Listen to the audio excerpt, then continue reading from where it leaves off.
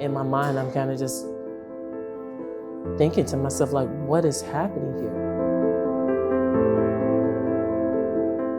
Most parents don't even understand that your child can have a stroke.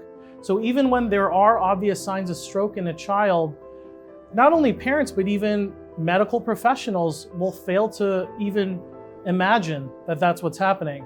So I said, he seems like he's having a stroke. And I'm like, he's only 14. It was 2020 in the summer.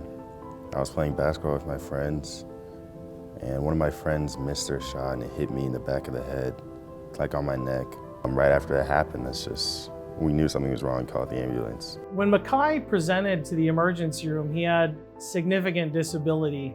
And I think it's fair to say that if the interventions that we staged had not taken place, his trajectory in life would be very different today.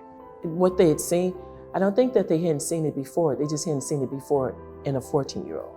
After it happened, I was basically numb just in this left side of my body, and the other side was completely fine. I was just numb in this left side of my body. My face, because of that, my face was getting droopy. Like I wasn't able to talk as well because my lips were droopy. I couldn't really feel them, and just basically the whole left side of my body was numb.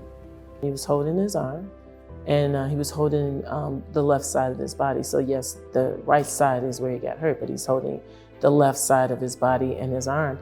And he says, and he asked me, "Is this my arm?" And I'm saying, I think I'm gonna have to take it to the hospital. He had evidence of a traumatic dissection in the neck that formed a blood clot and traveled upwards into his brain. It actually was a fairly large blood clot. They knew what to do. They're doing this in a way that they would do with an adult, but being mindful that it's a minor. Fortunately for Mekhi, he had presented to our hospital shortly after our team had instituted what's called a pediatric stroke protocol. Mekhi came into the emergency room. It was recognized very quickly that he was experiencing symptoms of stroke. The stroke code activation was appropriately activated. Our team was there within minutes.